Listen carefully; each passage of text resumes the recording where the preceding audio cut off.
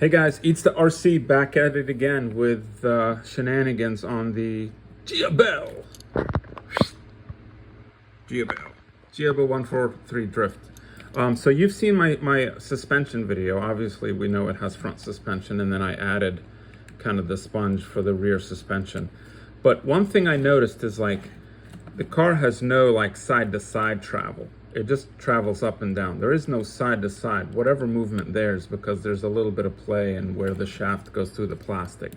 This is a D Nano.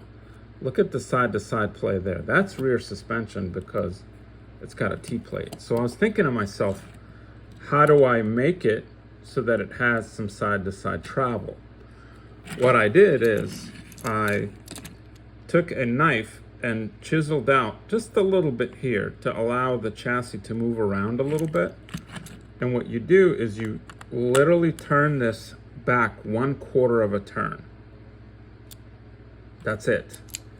And it creates just enough movement. See that side to side movement? So that you have a little bit of movement like suspension in the back. So now you got up and down movement.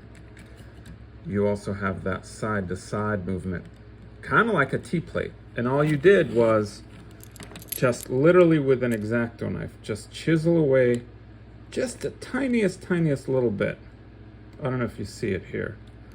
And then you unscrew this just a little bit. So like that's tightened all the way. Let's see, I'm gonna pick up the front. You see, very little movement. That's only like literally the play in the wheel, which is not good. But if you turn this just 1/4 of a turn, that loosens up the front just enough so that you actually have some movement.